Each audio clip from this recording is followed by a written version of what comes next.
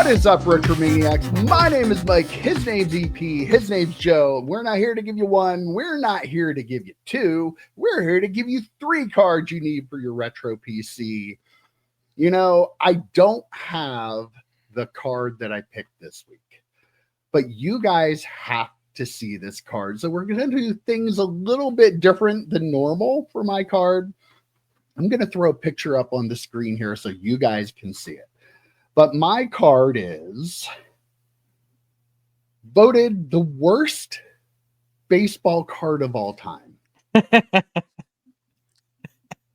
It is the worst baseball card of all time, and I absolutely love this card.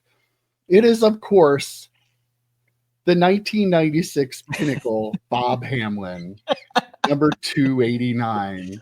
He looks like George Costanza. I've never seen this card. This is I will fight anybody that calls this the worst card of all time. This might be the best card of all time. Is that a real player? Card. Yes, he was a player for the Kansas City Royals, and he was a good player. He looks like a bowler. He does. He was kind of shaped like a bowler, but he played first base, so you know. Okay. Super John Kruk played first base. Absolutely. So this is my card. This is actually like a $5 to $20 card, and $5 is on the low end. It's one of those people who run them on auctions get $5, but people who are smart and put worst baseball card of all time get $15 to $20 out of them consistently on buy it nows. If you're wondering about PSA value, a PSA 8 will sell for about $30.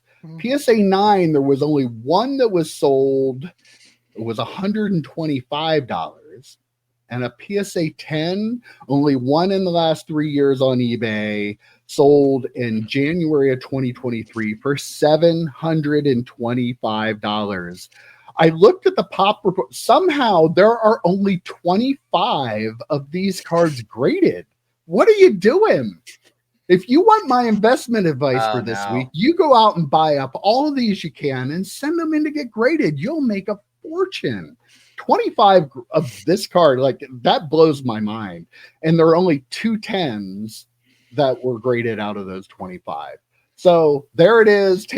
Isn't that card is just fantastic in every single way. I love it. That's my card this week. It kind of looks like EP. Right? With EP with different glasses. Right. Is anyone else seeing that? It's like if EP played. We need to make a custom card of EP in that pose with EP on the sign. That would actually be fantastic. That would be awesome. Speechless. I will wait for Joe, but I have so much to say. I'll be quick. I'll be quick. I'll let the man on the card speak after me, of course. But talking about the set itself, I love 1996 Pinnacle. It's one of my favorites. I have a ton of football of Pinnacle. Talking to this specific card, it reminds me of the saying, "A dog is so ugly, it's cute." Right? Mm-hmm. Like this card is so hideous. It's such a terrible card that I can understand why people want this card. Right? It's like, look at this train wreck of a card. And this, like, why is he so close? Which, again, is ironic. Before we started filming, EP was, like, up here for some reason. Had no idea what this card was going to be. And he had his face right up against the camera. It's like, ooh, I think I'm too close. That's, like, I don't know. Like, it's perfect. It's absolutely perfect. Oh my God! Thank you for this, Mike. Thank you so much. Thank you so much for this. Well, I agree with you 100%. I love the set. The set's great. I have one of the Starburst of Griffey in this set. Amazing set. I love it.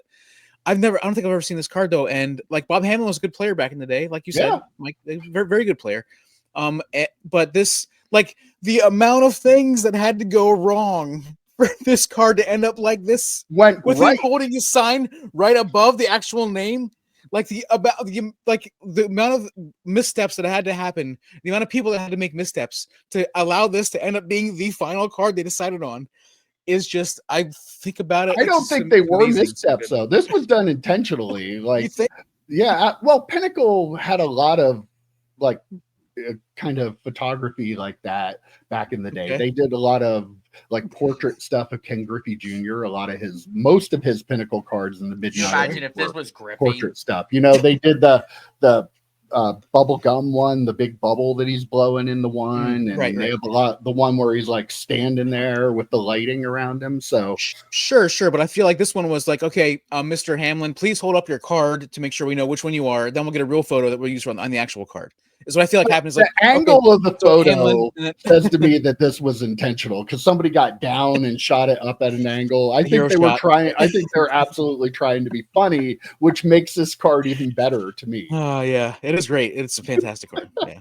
It honestly, it reminds me of, we were making fun of Fanatics when they were doing the guy who was taking pictures or scans for auctions. And it was like a half scan with his hand over it. And it got through like 3 different levels. I mean, I don't know if it was intentional, Mike, but it's ridiculous regardless. A lot of fun. Yeah. I mean, but imagine if like Ken Griffey Jr. bursts in a bubble or blowing a bubble. Imagine if like, hey, hold up your name. And they did this.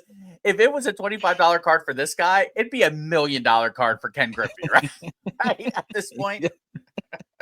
Well, dig through your commons boxes of 1996 Pinnacle because you probably have this card in there and you didn't know it was worth money. All right, EP, what do you have for us this week? That's a tough act to follow. Listen, I was excited about. I'm still super excited about my card, but I can't follow that. Like, how do I follow that? So I have mine comes with like a little bit of a history lesson. So Topps lost his basketball license in 1981 was last year they did a basketball set until 1992.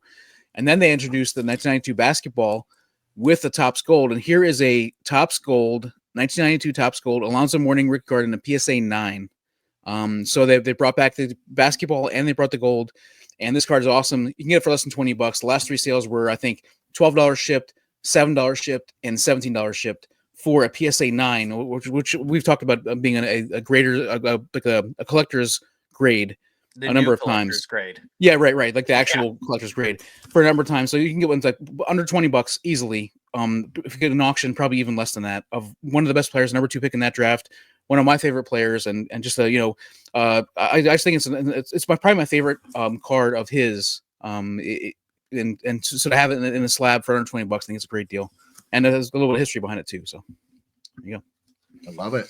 I mean, my shop, that 92-93 basketball was the 2020-2021 boom of the day. Right. Like it was just, I think it was crazier than cards were in 2020 and 2021. And that card, just seeing the Topps Gold, the Stadium Club stuff, it just brings back memories of that time. So it's very nostalgic to me. And I'm not even an Alonzo Mourning fan, but that was a hot card.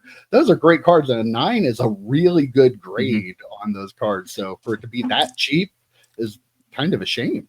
Yeah, and like I said, like this card, if you look at it, like the maybe top bottom centering might be the one thing that's so well. Yeah, like it is really good. The foil's good. It is not. I actually bought this like this, so I might try to get a card. Wow. Yeah, a few. This was this was a couple years ago. I bought it. But I might buy a couple raw ones, see if I can get a 10 out at some point. But this is a pretty nice one to have. If I never actually buy a bunch, I'm pretty happy with this one. I do like how EP has gone from all Ken Griffey Jr. to all Tiki Barber to all Alonzo Mourning now. Yeah. So he's very. He gets on his little rolls there. Yeah. Streaky. That's a very good word for it. Oh. Did you have anything to say about it, Joey? Alonzo Mourning's a basketball player, so there we go. I do like the gold. Is it the Jeter gold? Is that the Jeter year as well? That was the next year. It was the next year. Okay. But yeah, EP, that's a very EP card, and he is streaky. It'll be interesting to see what Alonzo Mourning card we get next week. I'm very, very much looking forward anxiously. I'll be waiting right here to find out. All right, Joe, wrap us up. All right. What was the best year of sports cards? 1999. What was the set that wasn't quite, or the company that wasn't quite Pacific, but was still pretty fun? I'm saying Collector's Edge. Collector's Edge. Collector's Edge. Yeah.